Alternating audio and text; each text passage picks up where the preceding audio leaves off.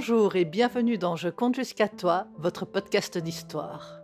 Et l'histoire d'aujourd'hui, pour célébrer la nouvelle saison du podcast, sera un nouvel épisode de Loli la Loose. Puissiez-vous rire de mes déboires. Celle que je vais vous raconter aujourd'hui est inspirée de faits réels. Pas du tout arrivée à moi, bien sûr, mais à une personne lambda qu'on a anonymisée pour sa sécurité. Parce qu'autant de galères ne pourraient pas arriver en une seule vie à une seule personne. Non, une seule personne ne peut pas galérer 1000 fois. 1000 personnes peuvent galérer une fois. Ouais, non, toujours pas. Alors, ah oui, si, c'est ça. Il est mathématiquement impossible qu'une seule personne galère 1000 fois au moins dans une seule vie. C'est ça. Bien entendu, comme d'habitude, toute ressemblance avec des personnages existants, des situations, gna gna gna, ce n'est que l'exacte vérité, à peut-être quelques exagérations près, mais pas trop quand même. Ceux qui me connaissent en vrai ou sur Twitter pourront en témoigner. Bref.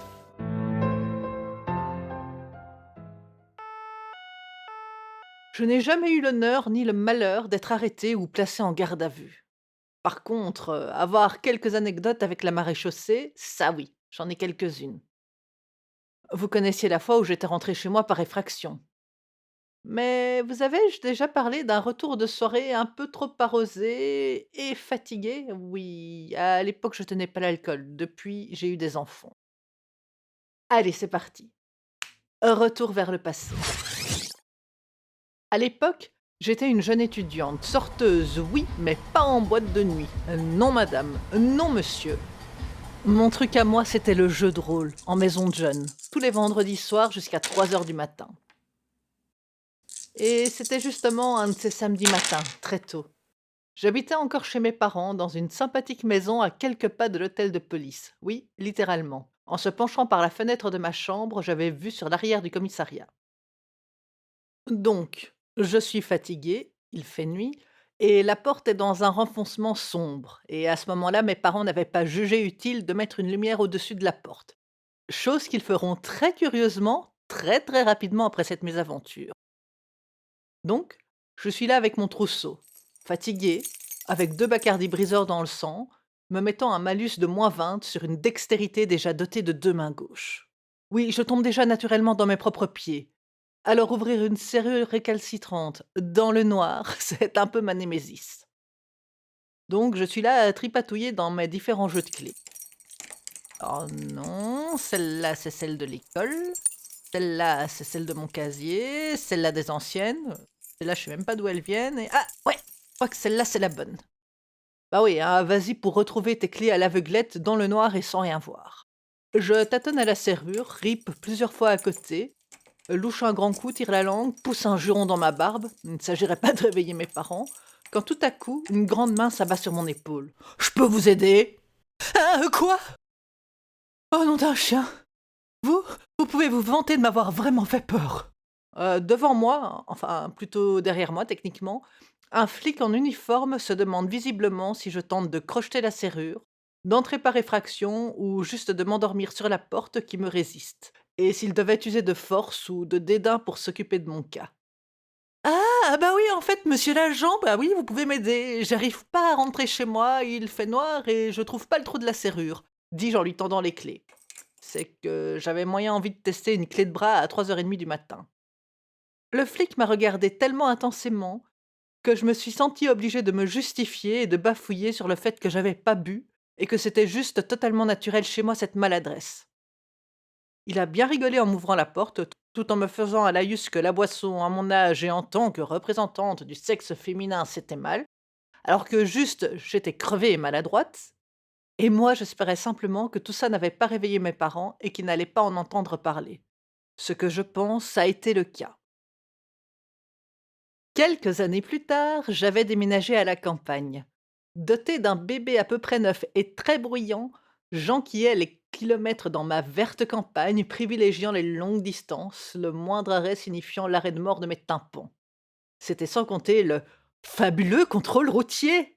Oui, parce que qui dit campagne dit gens fraudeurs à l'assurance et au carburant. Vu qu'apparemment rouler au mazout de chauffage, chose strictement interdite, est courant par ici. Bref, Je navigue dans ma Sechan, une C3 d'origine, 80 000 km au compteur, sur la nationale, quand tout à coup, ralentissement et passage au pas. Là-bas, au loin, juste avant le rond-point et le zoning industriel, la maréchaussée a établi un barrage et scrute les véhicules, mettant sur le bas-côté tous les diesels et les voitures susceptibles de ne pas être en ordre de contrôle technique et ou d'assurance. À défaut de contrôle aux faciès, ce sera plus un contrôle à la poubelle. Mon tour arrive de passer devant l'agent. J'avais déjà préparé tous les papiers planqués dans la boîte à gants, contente qu'on me contrôle enfin pour une fois parce que je paye mon assurance auto, savez-vous? Je me préparais à aller lui tendre ces précieux papiers parce que clairement il voulait contrôler ma voiture, je le voyais dans ses yeux. Quand le niveau décibélique du démon incarné dans mon bébé s'est manifesté de la plus bruyante des façons, nous perçant instantanément les tympans à tous les deux. C'est quand le sang a commencé à couler de ses oreilles et que j'ai vu la crispation de ses mâchoires que j'ai compris que ces grands moulinets de bras voulaient dire: «Mais cassez-vous là, maintenant, tout de suite!»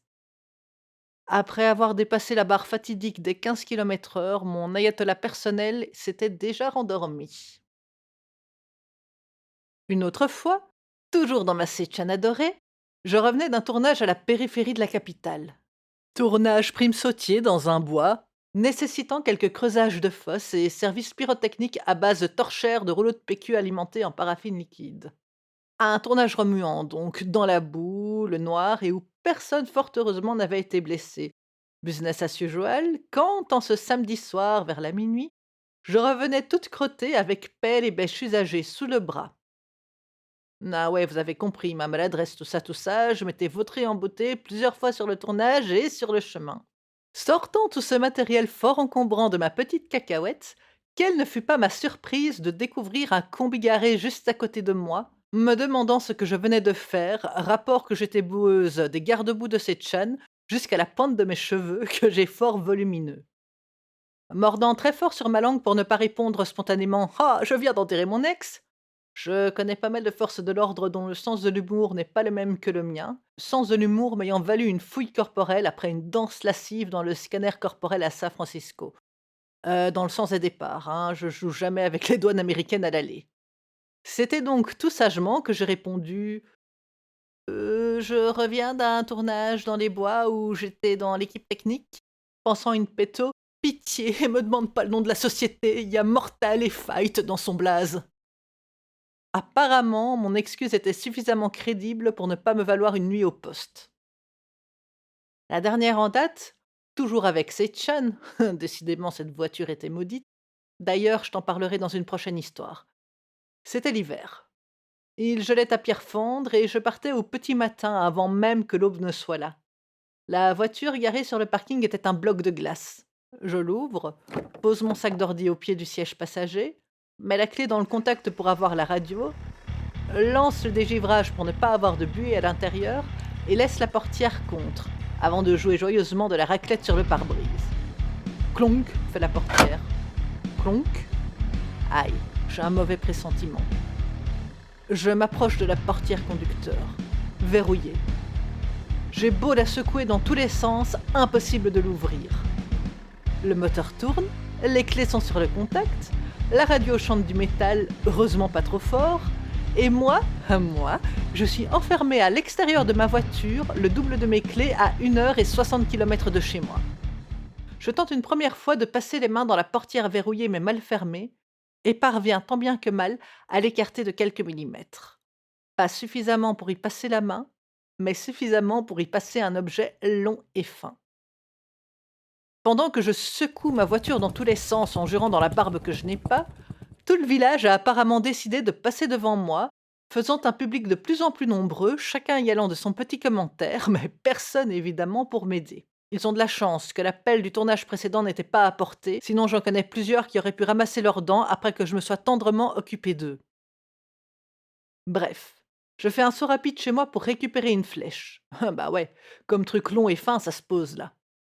Entre-temps, mon conjoint est resté à côté de la voiture, se maudissant pour la je ne sais quantième fois d'avoir accepté de partager sa vie avec moi, vu le nombre de conneries du genre qui m'arrivent. Je reviens avec une flèche en carbone de 32 pouces, soit 76,2 cm, et ouais, je suis belge, Et pendant qu'avec mes petites mains je suis en train de tirer sur la portière de toutes mes forces, je glisse la flèche coincée entre mes dents dans l'ouverture, en tentant vainement d'atteindre le bouton de verrouillage centralisé au milieu de la console. Manque de peau, l'angle n'est pas bon, la longueur trop courte et ça ne fonctionne pas. Pendant ce temps, le combi de police, oui, probablement le même que dans l'histoire d'avant, qui fait régulièrement ses rondes dans le coin, vient augmenter le tas de badauds en train d'observer mon malus de 200 et moi-même dans la 12 millième tentative de crochetage de ma propre voiture. Évidemment, chacun y va de son petit commentaire, mais il n'y a personne pour m'aider concrètement. Après avoir écarté tout ce beau monde sur base de «Et sinon vous avez rien d'autre à faire là? Parce que à part m'emmerder, vous servez à rien et je suis sûre que vous avez des choses à faire». Particulièrement si vous voulez pas vous prendre une flèche dans l'œil accidentellement, hein, vu ma maladresse. Je me reconcentre sur ma tâche. Ouvrir cette saleté de voiture. Bon, en vrai, c'est pas tout le monde qui s'en va. Le policier aimerait bien voir mes papiers et ceux de la voiture une fois que j'aurai fini ma démonstration, s'il vous plaît bien. Concentration. Zénitude. Boulotage de voisins relous pour me calmer les nerfs. Je repars dans ma quête de l'ouverture de ma bagnole sans débourser un rein pour un garagiste qui arrivera dans 2 heures. Je change de tactique.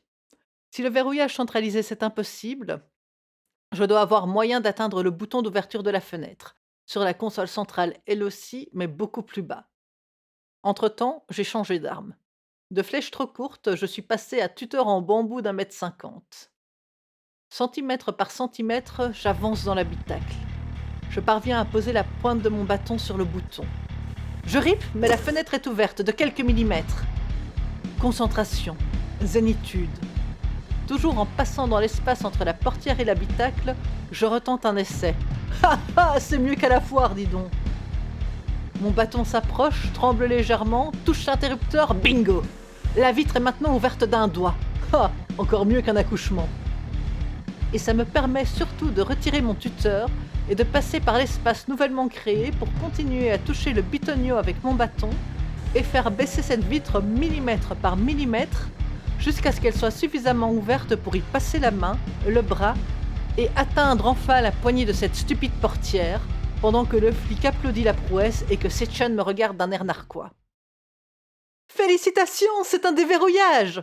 N'ai-je pas pu m'empêcher de dire en tendant mes papiers au policier, pendant qu'il vérifiait que le démon échevelé qu'il avait en face de lui correspondait un peu trop bien à la photo de son permis de conduire, 15 ans d'âge. Ah bah ouais, c'est ça de paraître plus jeune et de vieillir au ralenti.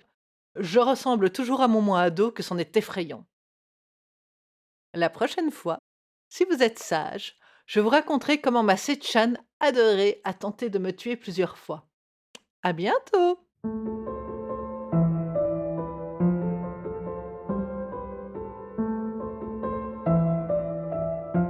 Si vous avez aimé cette histoire, n'hésitez pas à la partager, à commenter ou à en parler autour de vous. Vous pouvez me retrouver sur Twitter, @loliconte, sur toutes les applications de podcast en cherchant simplement Je compte jusqu'à toi, ou sur mon site lendewell.com/histoire. Merci beaucoup et à bientôt!